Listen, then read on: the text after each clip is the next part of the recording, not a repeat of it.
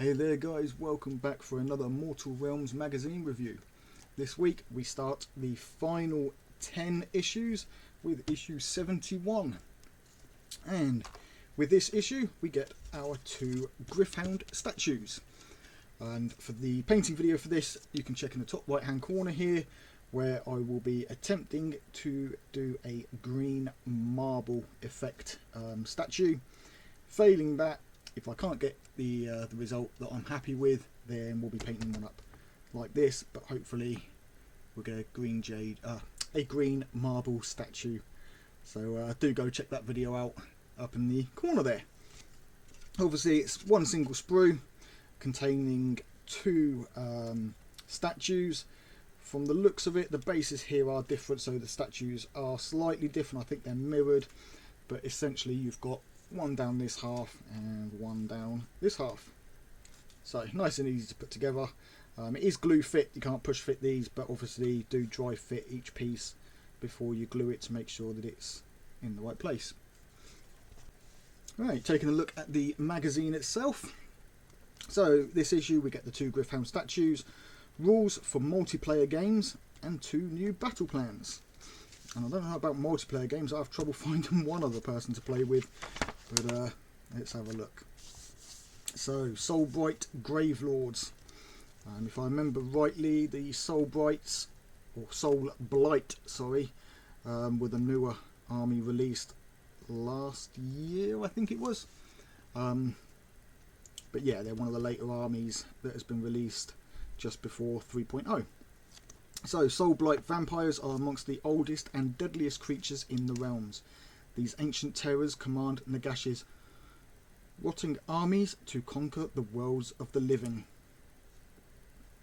Now, as I understand it, we do have some models that come from the Mortal Realms collection that can be used with Soulblight Grave Lords, and that is the I think they were called Dark Knights or something like that, the horse guys, where I did two different versions of, where you could set them up one way or the other. The ones that don't use the skeleton bodies but use the armoured guys, they can be used for Soulblight Grave Lords. Also the Mortis engine, I think it's called, the large model that we get in a few issues time, can also be used for these guys if you build it slightly different to how I assume that magazine will show us. And I also think that one of the premium kits came with a couple of models that could be built to go for Soulblight Grave Lords as well. And then obviously to build out the army, you would want to go and buy more models. The Midnight Aristocracy. Influential Soulblight vampires can create dynasties of fellow vampires who are joined in their ideals, ways of war, and the very nature of their curse. Over the centuries, 3 dynasties of Soulblight vampires have risen above all others. So you've got the Vycross dynasty, the Castelli dynasty, and the Avangori dynasty. And we have Vanguard Paladors. No other Stormcast Eternal can match the swiftness of the Vanguard Paladors. These bold warriors of the Vanguard Chambers ride upon griff chargers with blistering speed, attacking deep behind enemy lines in a storm of hacking blows and lightning charged ammunition. So essentially they are cavalry. I don't think we don't get any of these models, and I don't think I've actually seen these models looking on Games Workshop's website, but obviously I've just missed them. But yeah, so pretty cool looking steeds, some mounted units there. Moving on to order, so Murathi, or Murathi, not quite sure how you pronounce that. But we've got Murathi is one of the most powerful beings in the mortal realms. She is a master manipulator and schemer who has transformed herself into a god. She now leads an army of incredible power. Right, then moving on. Murathi Kane. Murathi is a god unlike any other being. When she ascended to godhood, her very essence was split into two entities. The darkness of Murathi's Kane is soul. Murathi Kane's soul is represented by the monstrous Shadow Queen. I've seen that model. That is definitely an impressive model. Another one that I would like as a display piece. Then we've got the how to build the Griffhound statues. So nice and simple, 4 sides and a top for the tomb piece, and then 2 halves, a chest piece and a back of the neck piece, and then 2 hind legs, and then glue it straight down to the base. Obviously this thing you can assemble all in one and paint all in one. It's not a problem. And then the other one, as you can see, is exactly the same. Just make sure obviously you use the correct numbered pieces. Then we have the how to paint the Griffhound statues. So obviously the base for mine I'm going to do similar to this, and then the statue itself will not be this black stone, although that is pretty cool looking. I think I may even end up doing that. Whatever I do, it will be in the video, guys.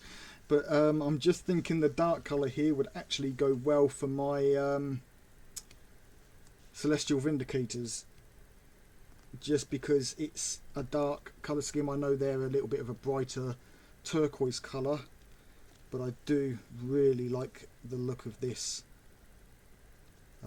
Obviously they have shown us how to do it in the magazine, black stone, but I may end up going for this. If not, then there'll be 2 parts of that video where I do one in this colour anyway. So go check that out and let me know what you think. And then obviously they've got it here in blue stone and red stone. Not overly keen on the red stone. The blue stone looks okay, but again it's quite close to the black. But yeah, some alternate colour schemes. Alright, then we have Triumph and Treachery. So these are core rules, are they? Triumph and Treachery allows you to include more players in your battle. With these rules you'll be able to fight thrilling multiplayer conflicts filled with epic duels and shocking betrayals. So obviously it's just the rules here on how to determine player order, who goes when, and then using models.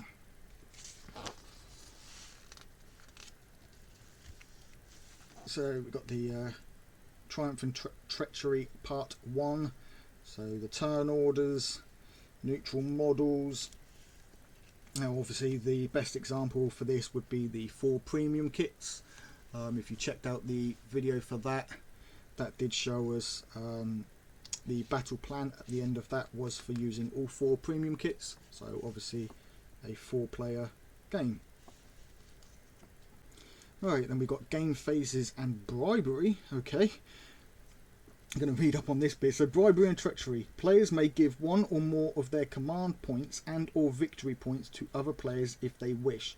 For example, you can pay a player to a command point or a victory point not to attack you.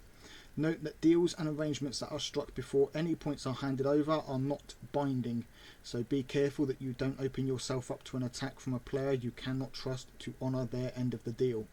The name of the game is Triumph and Treachery. Treachery, after all. It could be quite an interesting way of playing.